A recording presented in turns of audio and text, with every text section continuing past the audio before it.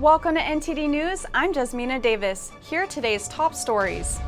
President Trump defends the actions of federal law enforcement officers in Portland. The city saw bouts of serious crime, including vandalism, arson, and looting over the weekend as unrest continued. The White House says stimulus talks are starting in earnest today. Republican lenders in Congress will meet with the president and Treasury Secretary to fine-tune details.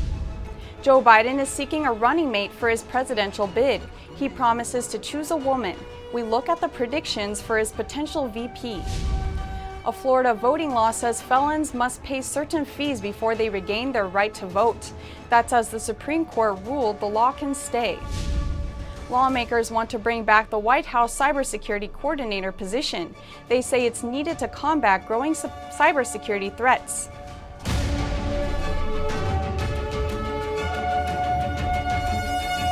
President Trump says he's trying to help Portland as federal officers crack down on riots. The city has seen months of unrest, with federal buildings under attack, arson, and clashes with police.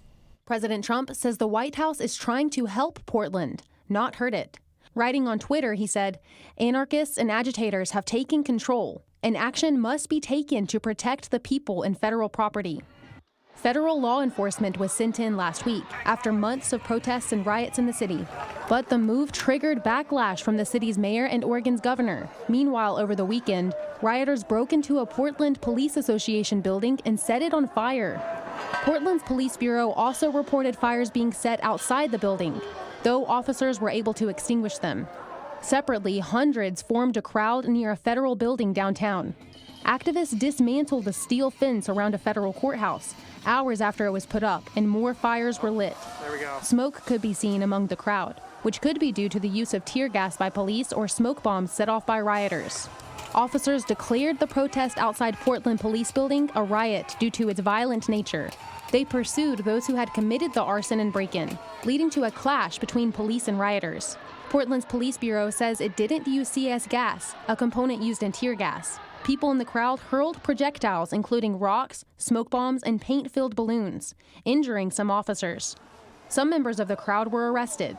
Democratic Mayor Ted Wheeler called on the Trump administration to pull back, but admitted that violent anarchists were operating amid Black Lives Matter protests. Wheeler is also the police commissioner. Portland officials are trying to get federal officers to stop making arrests and ultimately leave the city. Another demonstration in Seattle turned into a riot on Sunday. The crowd broke windows at the city's East Precinct police building. Businesses were also broken into and looted amid other violent activity. 24 officers were injured. The Senate is back in session today, and stimulus negotiations are starting back again.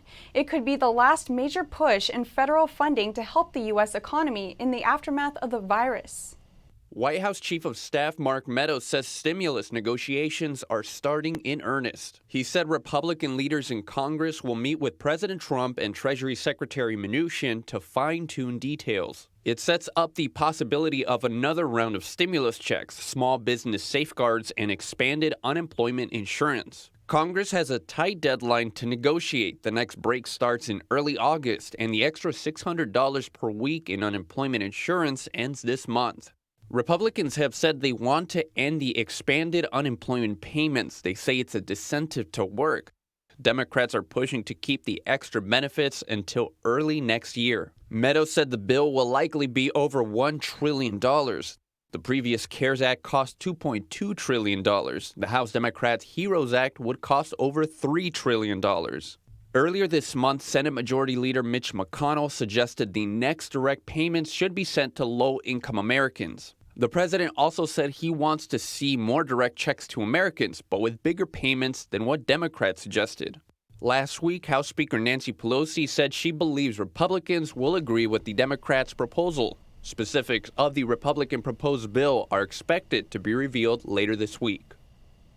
Joe Biden faces pressure to choose a running mate. He has already committed to selecting a woman. Here's how the selection process looks so far. Joe Biden is facing pressure from contending groups as he prepares to interview a short list of women, one of whom will become his running mate. Biden already committed to choosing a woman to run as his vice president. He expects the background vetting process to conclude around July 24th. He would then interview each finalist before making a decision by August. The women under serious consideration include Senators Kamala Harris, Elizabeth Warren, and Tammy Duckworth. Online betting site Predicted puts Harris's odds of being picked at 41%, far higher than any of the other candidates on the list. Harris was elected to the Senate in 2016. Before that, she served as Attorney General for California. She ran for president too, but ended her campaign in December. Massachusetts Senator Elizabeth Warren is another Democratic senator who ran for president at the same time. Duckworth was an Army reservist for 23 years. She also served in the House of Representatives for 2 terms before her election to the Senate. Under Obama, she was appointed Assistant Secretary of Veterans Affairs. Another candidate is Atlanta Mayor Keisha Lance Bottoms. Bottoms recently announced her positive test for the CCP virus. She was also sued by the Georgia governor over her mask policy for the city. Other candidates include Congresswomen Val Demings and Karen Bass, former U.S. National Security Advisor Susan Rice, and New Mexico Governor Michelle Lujan Grisham.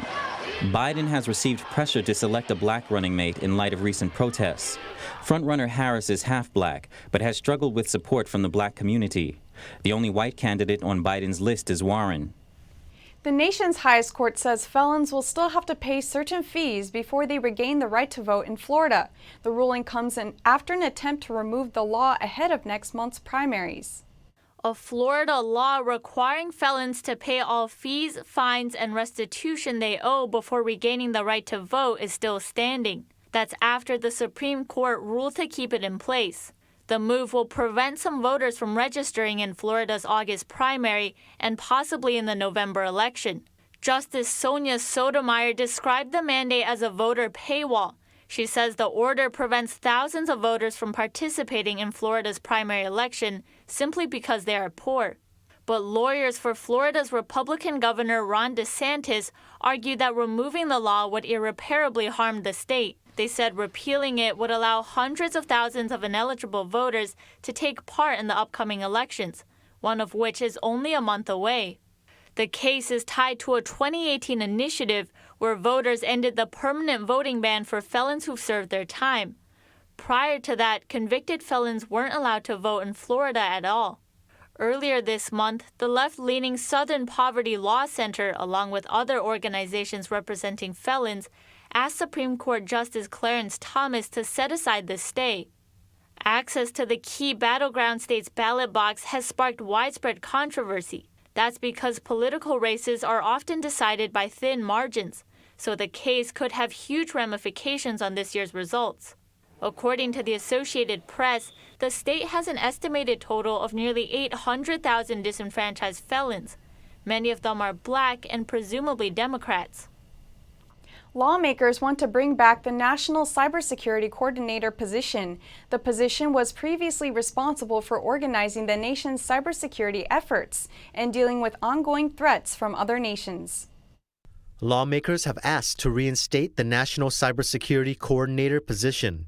The position began during the George W. Bush presidency, but former National Security Advisor John Bolton eliminated it in 2018 as part of an effort to reduce the federal bureaucracy. Congresswoman Carolyn Maloney says the position is important to U.S. preparedness relating to all emerging cyber threats. Multiple federal agencies handle cybersecurity. The Cyberspace Solarium Commission recommends establishing a National Cyber Director position that serves the White House. Congressman James Comer said increased use of the Internet has created new cyber weaknesses and requires greater coordination to combat. But Comer questioned whether filling the cyber coordinator role would make America safer from cyber attacks or just restore a layer of bureaucracy. Congressman Mike Gallagher says position is actually the least bureaucratic and most efficient option. He said the director would have a staff of 75 to 100 and run on $10 to $15 million a year. National Security Institute founder Jamil Jaffer testified that the Chinese Communist Party's cyber warfare costs the United States billions of dollars each year. He says the U.S. is at war in cyberspace and is not properly prepared. The role would give lawmakers a single point of contact on cybersecurity matters and give the White House more insight rather than depending on operations from other agencies. The role would also require confirmation from the Senate. Up next, a group of boaters cruised up the Hudson River over the weekend to show their support for President Trump. The United States is sanctioning a Chinese firm and 4 individuals with links to trafficking fentanyl. It's the latest step to combat the U.S. opioid crisis.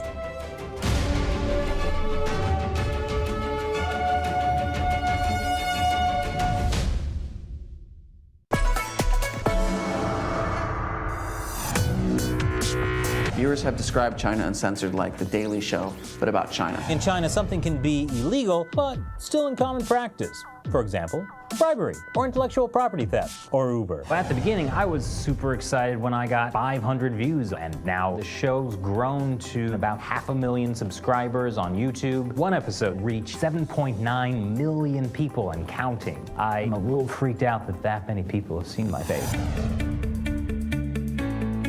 Hey, have you heard of China Uncensored? It's starring me. It's more and more obvious that China is having a major influence on the U.S. Hey, have you heard of China Uncensored? 中国揭秘. In 5 years, I see China Uncensored as the only show on TV or the internet. It will be the sole source of edutainment worldwide. Have you heard of China Uncensored? Yeah, I have. You actually have? He's heard of China Uncensored. I love China Uncensored.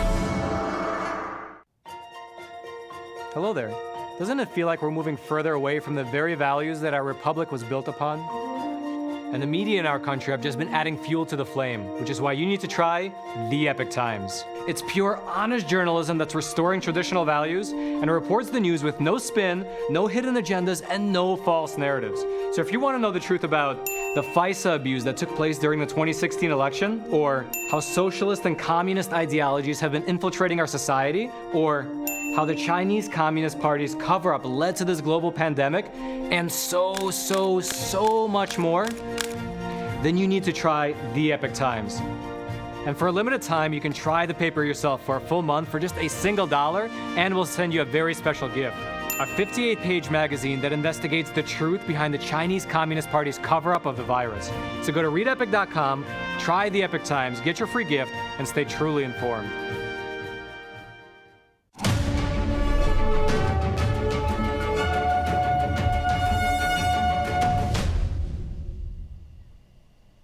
Over the weekend, a group of New York boaters held a parade to show their support for President Trump. Bystanders gave us their impressions of the event and told us what they think makes America unique. I'm here in New Jersey, and right behind me there's a fleet of boats that's cruising up the Hudson River. These boaters have been outside since about 11 a.m. this morning. They came out on this hot sunny day to show their support for President Trump ahead of the 2020 elections. Participating New Yorkers cruised for about 6 miles, waved flags, and honked at bystanders. The event drew praise from the president, who shared it on his Facebook page with the comment, "Wow, thank you, New York." Voter preference on a recent ABC News poll shows Biden leading ahead of Trump. But some told us these polls may be a repeat of what happened in the last election. At the time, polls showed voter preference was not in Trump's favor before he was elected in 2016. I think the polls are wrong. I think it's the media and everybody else trying to make him look like he's winning, but I don't think so. I think the president will win again. She's from Yugoslavia, where she lived under the country's former communist regime before it became the free country of Croatia. Explaining the hardships she faced in her childhood, she says she's grateful for the freedom and liberty in the U.S. Some other immigrants we spoke to shared similar stories. This nation is so big, so beautiful, so nice. It's a country with big opportunities. It's a nation that provides you with opportunities that your birth country doesn't. That's why we came here. To me, it seems like a very, very, very beautiful country. Very wonderful. This is a nation blessed by God. The truth is, one comes over here because there are many work opportunities. And another thing that I like about this place is there are a lot of security. Since Trump's election in 2016, voters have held multiple floating parades as a show of support for the country and the president. Melina Weisskopf, NTD News. The United States is taking action against a Chinese company with links to trafficking fentanyl. The substance has played a major role in the opioid crisis in the U.S., and officials say China is the main source of illegal supplies. The United States is putting sanctions on a Chinese company and 4 individuals with links to trafficking in fentanyl. The company is Global United Biotechnology. It's run by alleged Chinese drug kingpin Zhang Fujing. Late August, the Treasury identified Zhang and his drug trafficking organization, or DTO, as significant foreign narcotics traffickers. The Treasury said the 4 individuals allegedly bought fentanyl and other drugs from the Zhang organization. It said the Zhang DTO used digital currency like Bitcoin to launder drug proceeds. It transmitted proceeds in and out of bank accounts in Hong Kong and China. The Treasury said the company was a virtual storefront for Zhang's drug trafficking organization. The designation means all the company's property in the U.S. must be blocked and reported. Fentanyl is a cheap painkiller that's 50 times more potent than heroin. It's played a major role in the opioid crisis. Over 28,000 people died from synthetic opioid-related overdoses in 2017. U.S. officials say China is the main source of illegal fentanyl.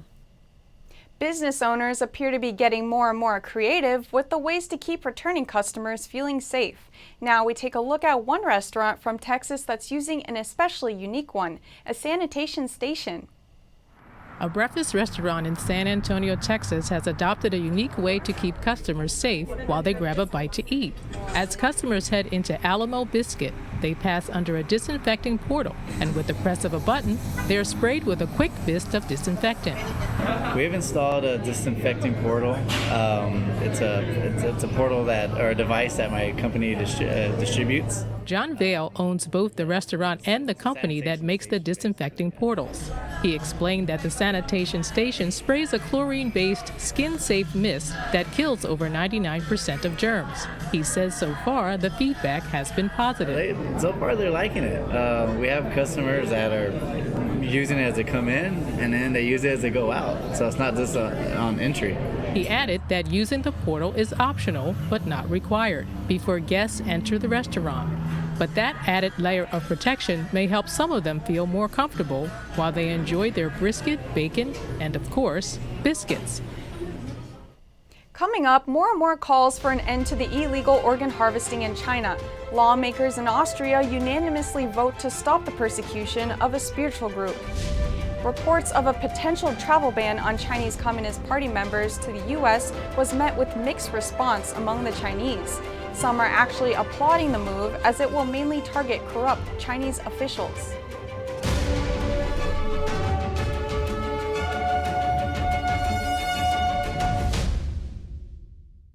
When you look at TV networks in America, a soundbite and fight-it-out culture prevails on news and commentary programs. As a Canadian, I'm fascinated with America, and I wanted to offer American thought leaders an opportunity to share their thoughts in a deep dive format where we can explore their ideas together. And so American Thought Leaders was born. The world's most brilliant thinkers believed that open discourse was the key to greatness. However, all around the world, we see that discourse is being stifled and political agendas have subverted media. The Epoch Times launched its Global Thought Leaders program to bring back this great tradition of free thought. As the host of American Thought Leaders, every week I interview some of the most intriguing minds on the most pressing issues of our time. Be sure to check out our new episodes every week.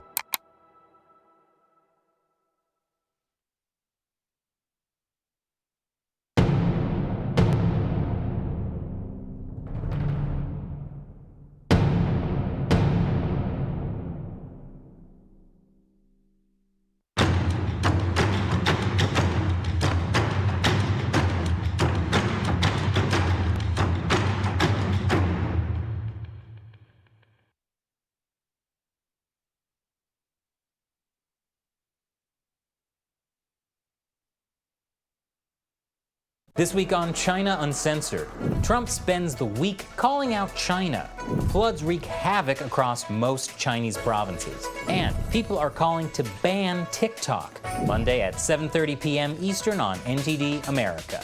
5,000 years of Chinese music and dance in one night. Just so inspiring. It makes me want to go dance. Breathtaking. Brilliant. It's out of this world.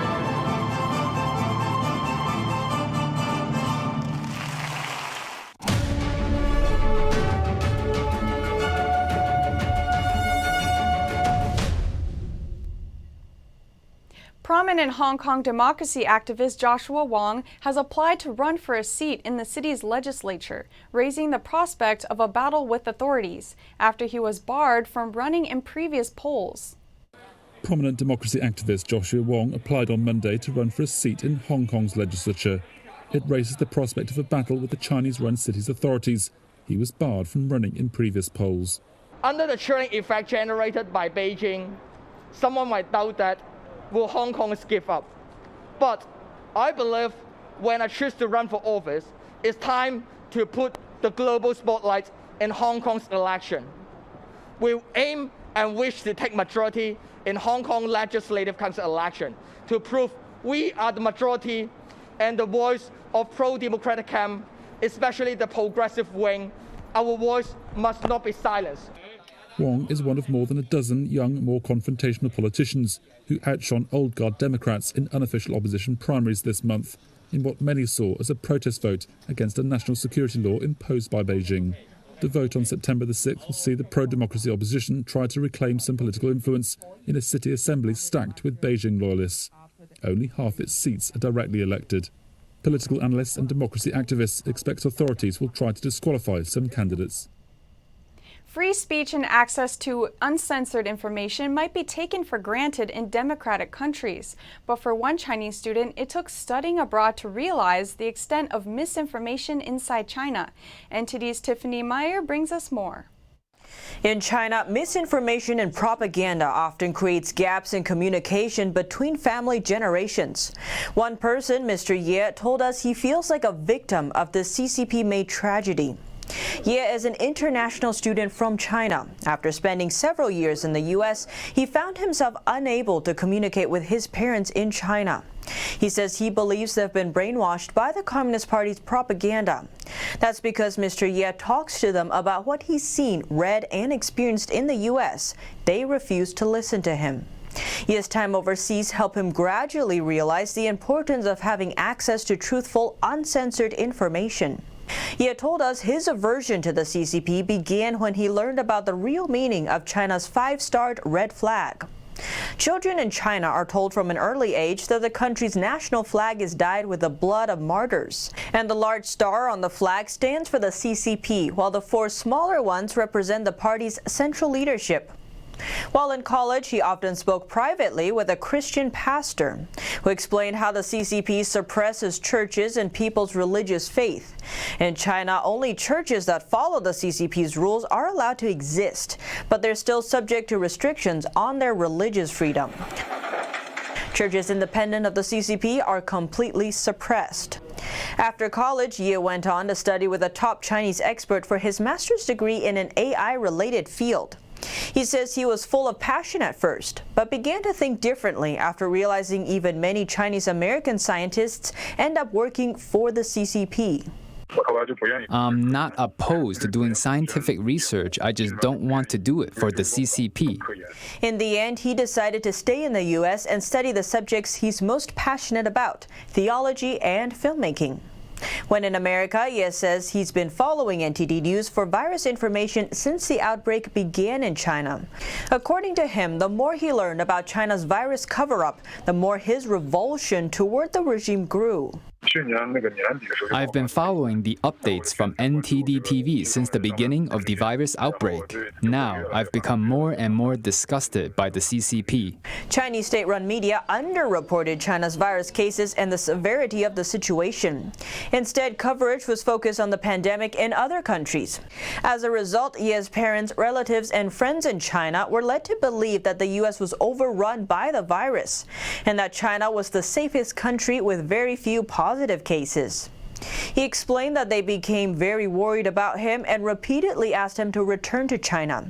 But after seeing reports from outside China about what's really happening, including China's current flood disaster and the famine that's likely to follow, he said he doesn't dare to go back. If I go back and cannot find a job, my parents would have to support me. If I publicly stand up and blame the CCP, I may be arrested. I get anxious about it sometimes, but the anti-CCP trend is getting stronger and stronger. Ye says he feels sad that he must remain separated from his family while he chooses to stay far away from the regime. Yet he says everyone must keep up their efforts to expose the Communist Party. He says he believes that when the party eventually falls, all that was lost will be regained. Reporting by Gu Xiaohua and Xi Wenhui, NTD News. In response to reports of a potential U.S. travel ban on Communist Party members, Beijing said any such travel ban would mean Washington stands against the entire Chinese population. But the Chinese people took to social media to say they disagree. China's Foreign Ministry spokesperson called Washington's potential travel ban against China's ruling Communist Party absurd and said it's against the will of the Chinese and American people. News about the ban provoked heated discussion on China's social media, but most seem to disagree with their spokesperson. A state media account posted the news on the Chinese counterpart of Twitter, Weibo. However, the comments below mostly support the idea of the ban. The most liked comment reads, "This is powerful," indicating the travel ban, and asked Washington, "Please do what you said and don't back down." Other comments include, "This is the best thing the United States has ever done," and "Wow, I guess no ordinary Chinese people would oppose this policy." Some even tagged the account of the U.S. Embassy in China and said, "Please do enforce this." Multiple media reported that the Trump administration is considering banning entry of all Communist Party members, Chinese military personnel, and executives of state-owned companies. NTD's sister media, the Epoch Times China editor Annie Wu said one of the reasons the Chinese people are supporting the ban is they know that the corrupt officials in China will suffer most from it. Yes, it's quite ironic, but there has been a pattern of Chinese officials transferring their assets overseas with the political instability inside China. Also, the economic downturn over the past decade, many officials have moved their children and their families overseas, and usually the hope is that the official will then join the family later and their assets will be safer. That's why some said by issuing the ban, the U.S. would be helping China with its anti-corruption campaign. One comment called President Trump the head of Anti-Corruption Bureau. Another called him an anti-corruption hero and said we need to rely on the United States for our anti-corruption movement. I think a large part of the Chinese people are pretty disillusioned with the party ruling. They know that a lot of officials are corrupt, and that's why they've decided to move their assets overseas.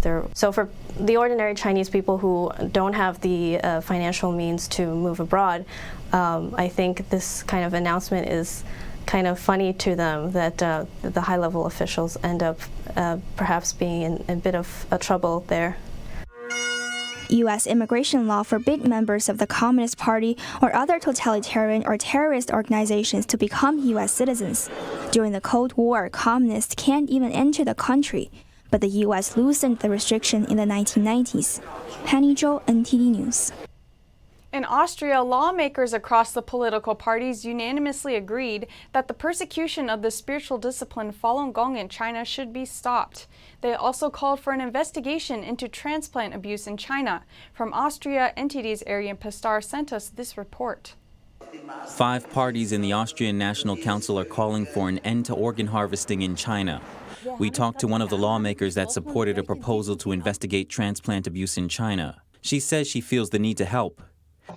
We see a number of human rights violations that are going on in China, and they are going on today. They're going on as we speak, and that's very difficult for us to take, and I would like to help to end these human rights violations.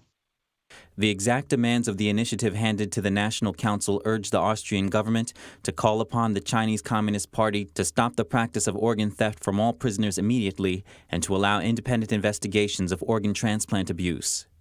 To bring a change to Austrian law with regard to organ tourism in order to prevent organ trafficking with China, and to immediately end the persecution of the spiritual practice of Falun Gong in China. Falun Gong, also called Falun Dafa, is a spiritual meditation practice based on the principles of truthfulness, compassion, and tolerance. The Chinese regime now brutally persecutes those who practice it, as well as those of other spiritual or religious backgrounds. The China Tribunal ruled in 2019 that Falun Gong practitioners imprisoned for their belief have had and continue to have their organs forcibly removed. Evidence also found mass medical testing of Uyghur Muslims. Dr. Kugler said she and the rest of the Austrian government will do everything they can to stop these human rights abuses. But according to her, it shouldn't just be Austrian politicians doing so. But I think it's the responsibility of every politician to look into human rights abuses when they actually exist. The Austrian government is in summer break. The motion will be presented to the Austrian Minister of Foreign Affairs in fall. Reporting by Arian Pastar, NTD News, Austria. Up next, the Treasury Secretary says the U.S. should consider forgiving PPP loans. He also says he supports a second round of the stimulus program. Large companies have been handing out bonuses prior to filing for bankruptcy. It may be taking advantage of a loophole in the legal system. Find out more after the break.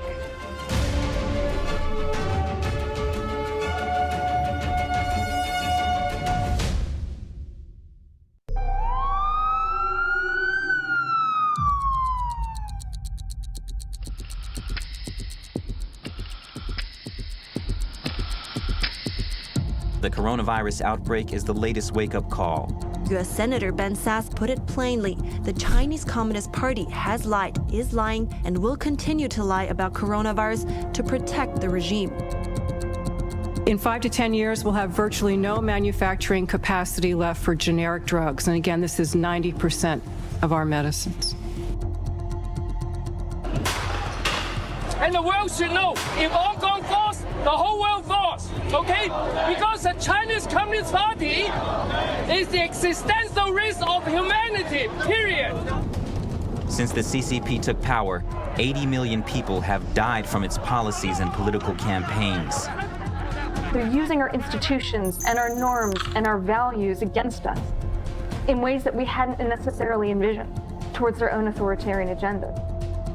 From the party's great firewall in cyberspace, or to that great wall of sand in the South China Sea. More repression, more unfair competition, more predatory economic practices, indeed a more aggressive military posture as well. If we do not meet this threat now, it's going to define our century.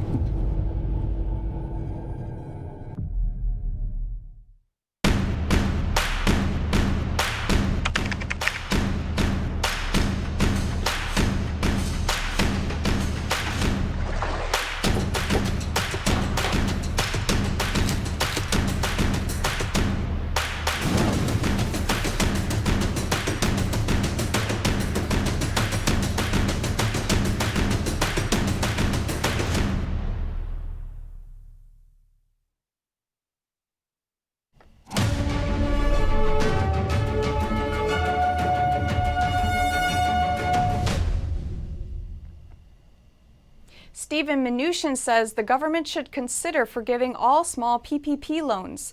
Currently, loan recipients have to apply to have loans forgiven, but small business advocates say the process is too long and complicated.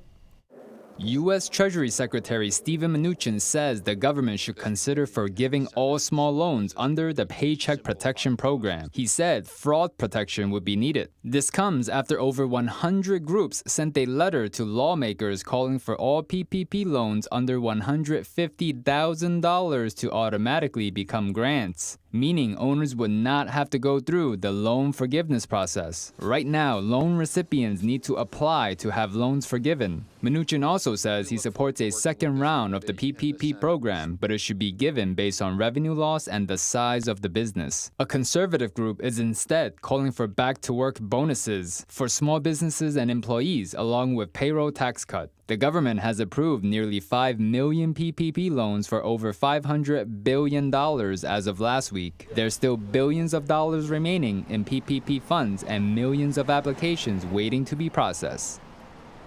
The Federal Reserve is opening its $600 billion Main Street lending program to nonprofit groups. The nonprofits will need to have at least 10 employees and less than $3 billion in endowments. Under the program, banks make loans to borrowers that meet the criteria.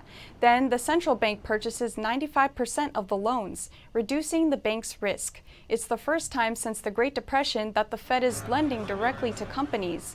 The goal is to help businesses that were successful before but are now struggling due to the pandemic. Nonprofits have laid off or furloughed 18% of their workers, and an industry research group says about 22,000 nonprofits could fail during the process.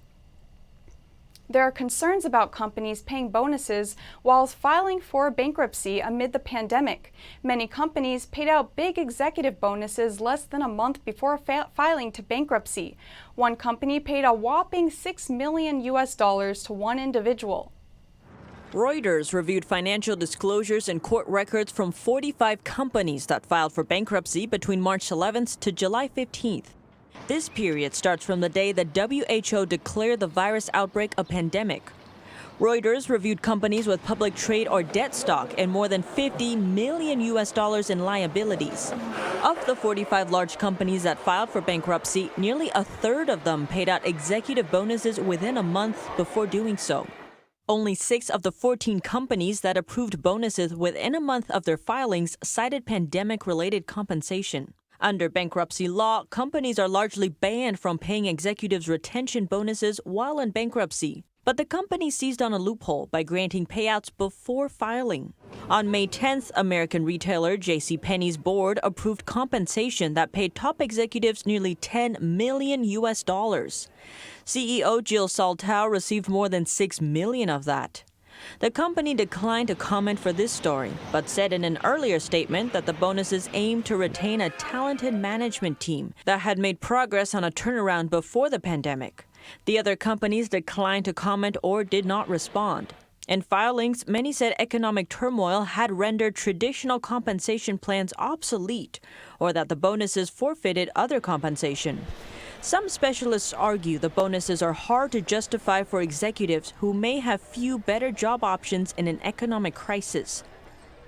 It's reported that Wirecard's former chief operating officer, Jan Marsalek, traveled to Belarus soon after he was suspended. Marsalek has been missing in action since Wirecard folded last month after a major accounting scandal. German magazine Der Spiegel says Marsalek arrived at Minsk airport in Belarus on June 19th, but there's no record of him leaving the country.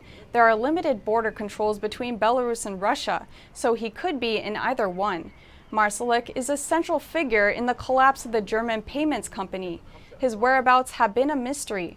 Wirecard is believed to have forged billions of dollars in assets. Its auditor called it a sophisticated global fraud.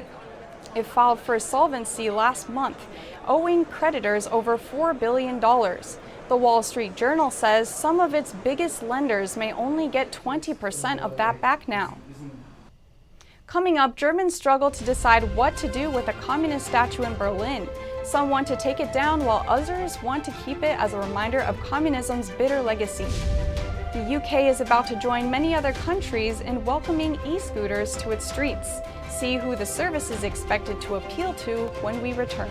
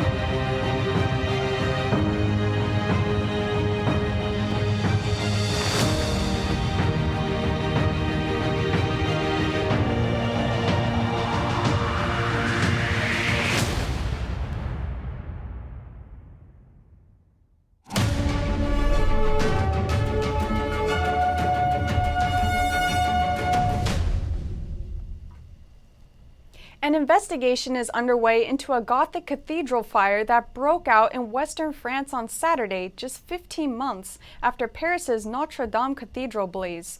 This new incident raises questions about the safety of churches in France. Our France correspondent David Vivez has the story. A major fire broke out in a 15th century cathedral in a city in western France on Saturday. After 2 hours, dozens of firefighters managed to contain the fire. The blaze didn't take any lives or damage the structure of the cathedral. According to the prosecutor, the fire is considered suspicious. The fire started in 3 different places. Authorities opened an investigation. An investigation on voluntary homicide is open. We can't consider less in the face of this observation of 3 spots where the fire started. One man was arrested Saturday but wasn't charged for the blaze. He has since been released. The cathedral suffered severe damage in some areas. The fire blew out stained glass windows. The 500-year-old grand organ, which survived the French Revolution and 2 world wars, was entirely destroyed. Catholic official Father Francois Renaud, who oversees the cathedral, described it as an unimaginable loss. It was really incredible. It's something that we'll never want to see. The incident occurred just 15 months after a devastating fire tore through the Notre Dame Cathedral in Paris. After the initial emotional reaction, it raised questions in French society. Some asked if it is possible to protect French monuments, or if there should be surveillance cameras in each and every church in France. These questions are left unanswered for now by the French authorities, but might be answered in the future. Reporting by David Vivez, NTD News. A larger-than-life Marx and Engels statue in Berlin attracts tourists but also controversy. We asked residents and visitors how they feel about it. NTD's Berlin correspondent Christian Watchen reports. Tourists have returned to Berlin. Among the city's sights, one brings up more mixed feelings than the rest. A statue of socialist revolutionaries Karl Marx and Friedrich Engels. The communist East German regime installed the larger-than-life statues in the 1980s. It was the centerpiece of the Marx-Engels Forum, a park in the political center of East Berlin. The monument was meant to demonstrate the claim to power and assumed inevitability of the socialist system. Since the reunification in 1990, the people of Berlin have been debating what to do with the statue. One minister suggested disposing of it, removing it from its central location and placing it at a Berlin graveyard, where many socialists and communists are buried. A backlash ensued. Some Berlin citizens still feel strongly about it. The memorial, it should stay here. We grew up with it. I can't think it away, and it should be kept. Among a worldwide debate on how to deal with historical statues, Marx is often left out of the discussion. Critics point out that many of his writings show anti-Semitic and racist views. Additionally, victims of communist regimes remind us that he shares responsibility for an ideology that has killed at least 100 million people worldwide. In Germany, more than 50 squares and over 500 streets still bear Marx's name. One former Berlin mayor suggested keeping the statue, but diffusing any propaganda value it carries. In fact, protesters have placed stickers on Marx's and Engels' foreheads with a message trying to undo just that. Some say it could serve as a historical record of the evils of communism. I think it's important to keep it in our heads, in our minds, what was happening in the past, and I don't see any symbol behind that we are celebrating some bad times. And others say context and commentary is crucial so visitors can better learn from the past. It is important that they are contextualized and that they are historicized, that they are commented on. It's not a matter of worship, but of a reflective, broken relationship with history. A Europe-wide competition for developing the park will start soon. That will finally decide the fate of the statue. Reporting by Christian Watchen, NTD News, Berlin. As in many other countries, the UK is about to see its streets be filled with electric scooters. The UK's Transport Department passed a law allowing the e-scooter rental service.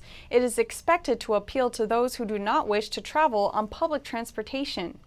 The UK has given the green light to trials of electric scooter rental programs. The move comes as authorities look for ways to help people get moving, while maintaining distance and easing pressure on public transit.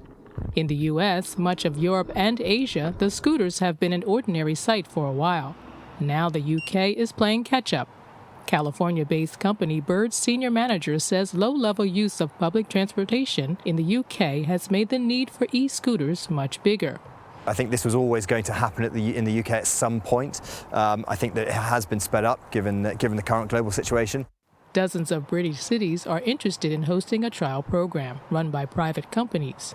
They were initially scheduled for next year, but were fast-tracked due to the virus. But legalization only applies to rentals. Under the new rules, it remains illegal for e-scooters owned by individuals to be ridden on public roads. Britain has been rather slow in welcoming any kind of micro-travel, whether it's bicycles, e-scooters or even cargo bikes. One group that expressed concerns is UK charity Guide Dogs. It provides services for people who are registered blind or partially sighted. The charity says e-scooters are especially dangerous because they can't be heard, which puts partially sighted pedestrians at risk. Thousands of trees are being planted in the rolling Adelaide Hills of Australia after they were scorched by last summer's devastating bushfires. More than 75 properties affected by the fires are participating in the project, which aims to benefit both the environment and landowners. About 6,000 native saplings are being planted near the Australian city of Adelaide on properties burned by last year's bushfires. The initiative is part of an over $800,000 recovery plan funded by the South Australian state and federal governments. This project is about restoring a large area of the Adelaide Hills to provide much better habitat for a lot of bird species.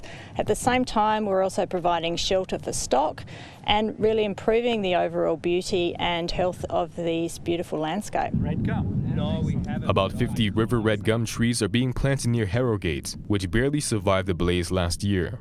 The trees will eventually provide food and shelter for endangered woodland birds, like the diamond firetail and brown tree creeper, whose habitat was destroyed.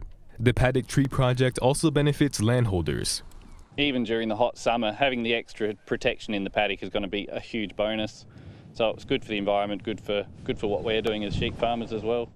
The trees will be planted over the next 3 winters, and it will be another 5 years before they're habitable for wildlife. In the meantime, the trees and birds that are left will simply have to hope that this summer isn't as catastrophic as the last.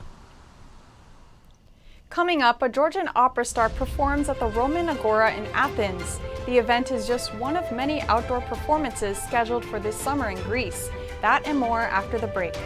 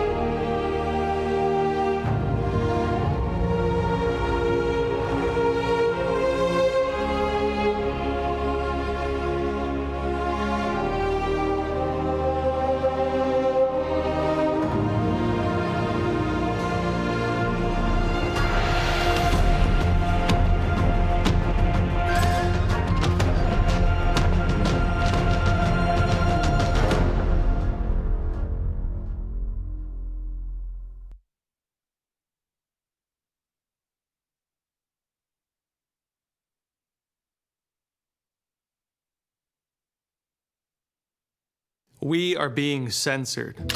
America's news outlets no longer provide the truth. 90% of news outlets in the United States are controlled by 6 corporations. They're not out to tell you the truth of what's happening. They're out to tell you the picture of the world that they represent. The mission of the Epoch Times is to chase the truth, to ground all statements in facts, and prevent people from being misled. The Epoch Times is independent. We're not controlled by any special interests, and we never will be. The Epoch Times is a non-partisan media. That means we don't stand for any political party. This is a battle between truth and deceit, a battle between forces that would ensnare this country in ignorance, and between a media that wants to present you with the truth. Subscribe today and join the Americans who are seeking truth and tradition. We'd love to have you on board.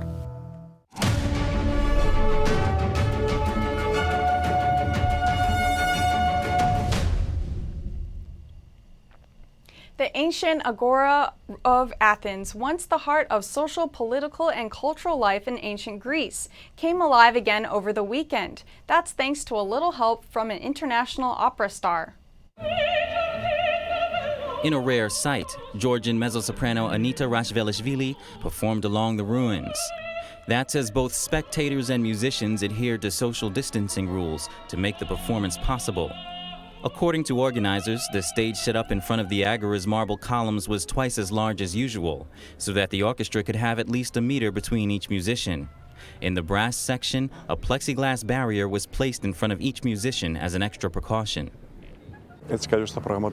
We came here into these difficult circumstances, this wide open space, but we came here with a great deal of love and great care. We prepared very well, followed all the virus protocols, and I think the result is exceptional. The performance is the first of many Greece has organized in open-air archaeological sites this summer. It's an effort to avoid closed spaces like theaters during the pandemic. The event was also live-streamed on social media. Some had read about the performance, but others, like British tourist Julian Tanner and his family, were happily surprised as they strolled through the old quarters of Athens. It's fantastic. Couldn't be a better setting with the Acropolis, the Agora here. It's a wonderful setting, really fantastic. Lovely music and a fantastic soprano as well. It's got a really powerful voice. Over 100 performances, including music, opera, and dance, will be held at 70 archaeological sites across the country over 3 months. And the MLB's Toronto Blue Jays are going to have to find a new stadium for the season. Canada's quarantine restrictions render them unable to host any home games, and they can't travel back and forth for faraway games either. The Toronto Blue Jays will have to find a new stadium this season. Anyone entering Canada must quarantine for 14 days, making the usual cross-border games impossible. The Blue Jays would be unable to cross into the U.S. and return home, and neither could opposing teams enter Canada. Austrian Dominic Thiem won the final at the Bet1 Aces tennis exhibition in Berlin. For the females competition, it was Latvian Anastasia Sevastova who secured the title. Professional windsurfing made its return following an extended break due to the pandemic. 5 days of racing took place in the opening Croatian leg of the PWA Windsurfing Tour's rescheduled calendar.